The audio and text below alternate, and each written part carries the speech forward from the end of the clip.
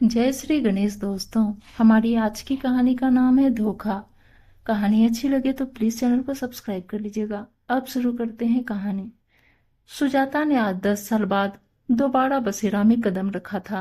ये वही बसेरा था जहां कभी वह दुल्हन बनकर आई थी। ये कभी उसका घर हुआ करता था। उसके ससुर रिटायर्ड जज अविनाश शर्मा की कोठी, उसके पति आईपीएस निशांत शर्मा का घर। घर में शोक पसरा हुआ था। मृत शरीर को ले जाने की तैयारी थी। मरने वाली और कोई नहीं, उसके पति की दूसरी पत्नी ज्योति थी। वो जाकर अपनी सास के पास खड़ी हो गई। माँ आंखों में आंसू भरे उसे देखने लगी। उनकी गोद में ज्योति का बेटा आदित्य दुबका हुआ था। उम्र 8 साल थी। ऐसा लग रहा था कि आसपास के माहौल से बहुत डरा हुआ था। निशांत की नजर जैसे ही उस पर पड़ी, वह अवाक रह गए। ये कुछ ऐसा था जिसकी उन्हें उम्मीद नहीं थी। मृत शरीर अपनी अंतिम यात्रा पर निकल पड़ा था। सुजाता अपनी सास को सहारा देकर अंदर ले आई। सास ने उसका हाथ अपने हाथों में ले लिया। सुजाता, तुमने मेरा मान रख लिया बेटा। अनु कैसी है? बोलते हुए गला भर आया था उनका। ठीक है माँ, उसे नानी के पास छोड़कर आई हूँ। सुजाता, मेरा दिल बहुत घबरा रहा है। आदित्य का क्या होगा? माँ आप ज्यादा ना बोलें, आपकी तबीयत खराब हो जाएगी। सुजाता उन्हें तसल्ली देती रही, पर उसके मन में तूफान उमड़ रहा था। ये वही घर था जहां उसके पति ने उसे ठुकराया था और ज्योति से शादी कर ली थी। वह भी उस कंडीशन में जब वो मां बनने वाली थी। निशांत बेटी के जन्म के बाद एक बार भी अपनी बेटी को देखने नहीं आए थे। उन्होंने तो ये भी जानना जरूरी नहीं समझा था कि मां बेटी जिंदा है या मर गई। इस घर में सिर्फ एक मां ही थी जिन्होंने उसे बेहद प्यार दिया था, जो उसके साथ डटकर खड़ी थी। उन्होंने बेटे को बहुत रोकने की कोशिश की थी, पर रोक नहीं सकी थी। सुजाता ने ही उन्हें मना कर दिया था। माँ, मैं अब इतना नीचे नहीं गिर सकती कि निशांत के साथ रहूं। जब उन्होंने मेरी जगह किसी और को दे दी है। उसने आसानी से निशांत को आजाद कर दिया था। वह निशांत के वापस लौटने से पहले वहां से निकलना चाहती थी। माँ, अब मैं चलती हूँ। सुजाता, आज मत जाना, यहीं रुक जा बेटा, मैं बहुत अकेली हूँ।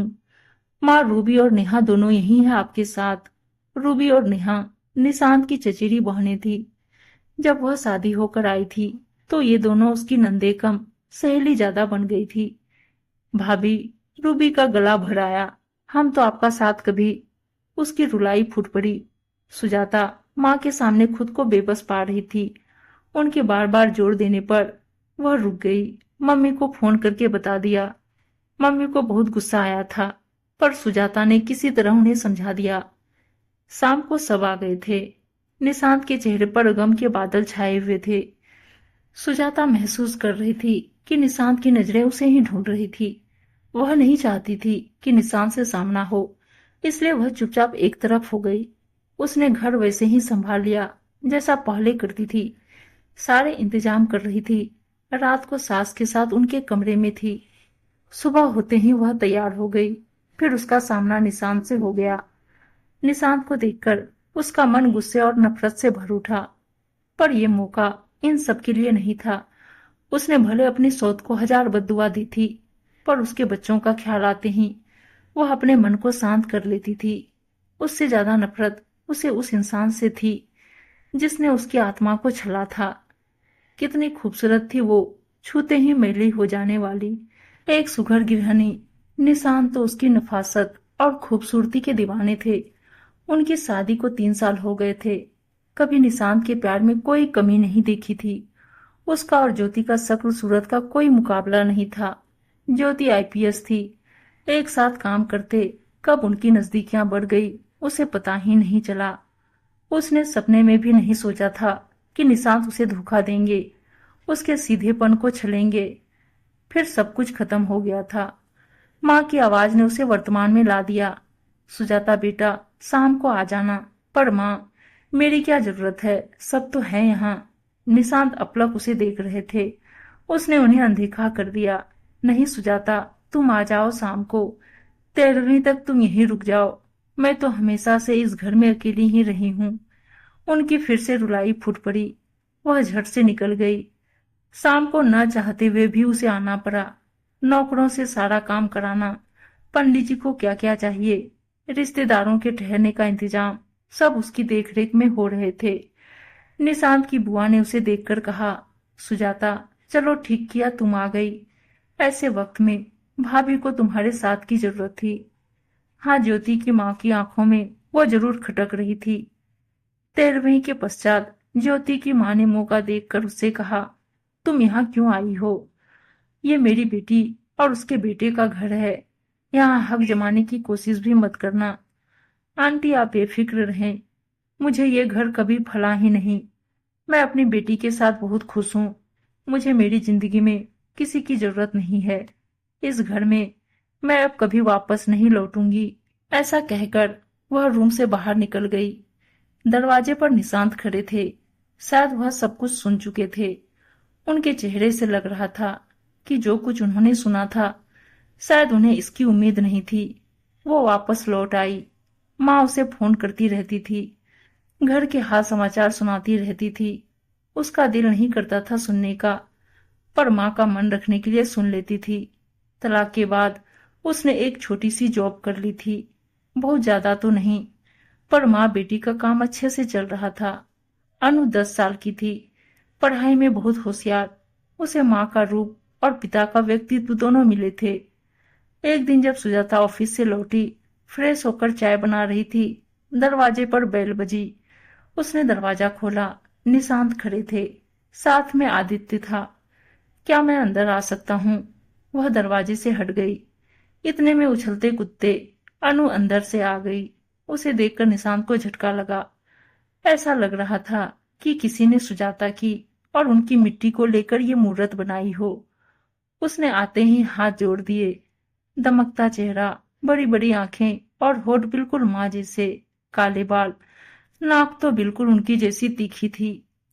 वे आश्चर्य से उसे देखते रहे। उन्होंने जैसे ही अपना हाथ उसकी तरफ बढ़ाया, सुजाता ने बीच में आकर आदित्य का हाथ उसके हाथ में पकड़ा दिया। बेटे, ये आदित्य हैं, अंकल का बेटा। कहते हुए उसने निशांत की तरफ देखा। जाओ, जाकर खेलो। बच्चे बाहर खेलने लगे। कुछ देर तक खामोशी छाई रही। निशांत ने चुप्पी तोड़ी। मैं बाप हूं उसका, अंकल नहीं। बेटी है वो मेरी। आवाज में तड़प थी। आज 10 साल बाद याद आया कि एक बेटी भी है आपकी। जब मुझे उस घर से निकाला गया था, 4 महीने की प्रेग्नेंट थी मैं। क्या कभी पलटकर देखने की कोशिश की कि हम किस हाल में जी रहे हैं? अब हम दोनों की जिंदगी पर आपका कोई हक नहीं है, न हमारी जिंदगी में आपकी कोई जरूरत है। उसका खूबसूरत चेहरा गुस्से से लाल हो गया था। आज भी गुस्से में उतनी ही खूबसूरत लगती हो, बिल्कुल पहले जैसे। कुछ भी नहीं बदला। निशांत ने मुस्कुराने की कोशिश की थी और आगे बढ़कर उसका हाथ थाम लिया था।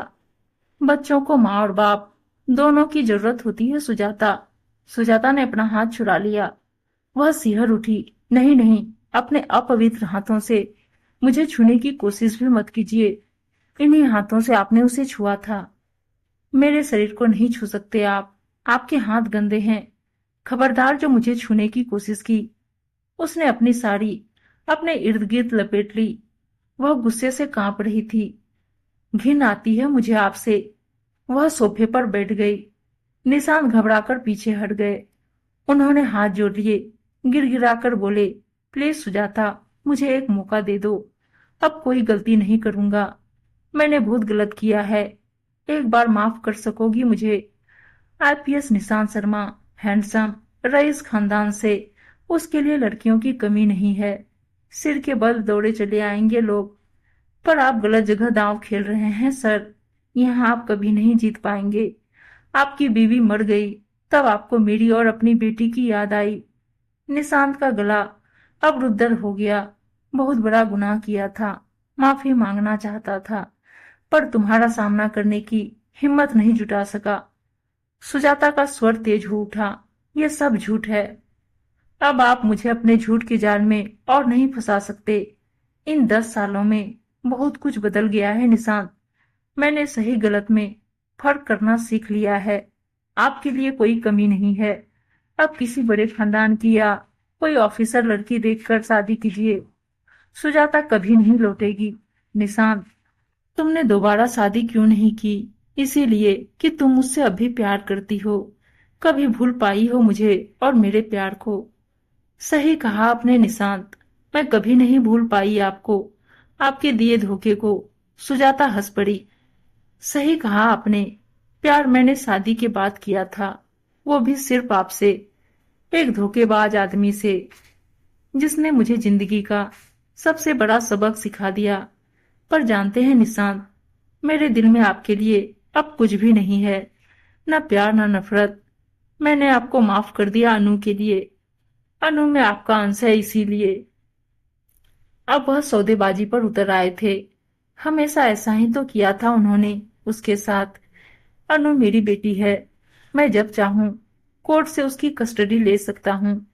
तुम अनु को खो दोगी। सुजाता का चेहरा निर्विकार था। ले जाइए, आपको कोर्ट कचहरी की जरूरत नहीं पड़ेगी। अनु मेरी कमजोरी नहीं, ताकत है। आपने तो केवल छीनना ही सीखा है, पर आप अनु को मोहरा बनाकर मुझे हासिल नहीं कर सकते। उसने देखा, निशांत की आंखों में आंसू आ गए थे। जिस इंसान ने केवल रुलाना सीखा था, आज वो खुद रो रहा था।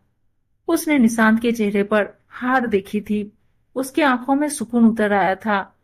आज उसने अपने साथ हुई नाइंसाफी का हिसाब बराबर कर दिया था। बच्चे खेलकर अंदर आ चुके थे। निशांत अनु को प्यार करना चाहते थे। सुजाता को वापस उसी तरह से अपनी बाहों में बांधना चाहते थे। उसके साथ वही 10 साल पहले वाले निशांत बनना चाहते थे, जब वह उसकी हर सांस पर अपना हक समझते थे। पर उनकी मुट्ठी से वक्त रेत की तरह फिसल चुका था। वो ललचाई नजरों से अनु को देखते रहे। अनु को देखते हुए महसूस कर रहे थे कि उन्होंने क्या खो दिया था। सुजाता ने कितने अच्छे से अनु की परवरिश की थी। उसने तो अपना कर्तव्य, अपनी पत्नी धर्म, सब कुछ अच्छे से निभाया था। धोखा तो उन्होंने किया था। आज वो सब कुछ हार चुके थे। सुजाता ने आदित्य का माथा चूमा और उसे बाहों में भर लिया। अगली बार आओगे दीदी के साथ खेलने? आदित्य ने खुश होकर गर्दन हिलाई। अब दादी को साथ लेकर आना। ये संकेत था निशांत के लिए कि अब आपकी यहाँ कोई जरूरत नहीं है। निशांत थके कदमों से वापस लौट पड़े। सुजाता ने सही किया या गलत, इसका निर्णय मैं दोस्तों आप सब पर छोड़ती हूँ। उम्मीद करती हूँ दोस्तों आपको कहानी अच्छी लगी होगी, और अच्छी अच्छी कहानियां सुनने के लिए चैनल को सब्सक्राइब और वीडियो को लाइक शेयर जरूर कर दीजिएगा। धन्यवाद दोस्तों।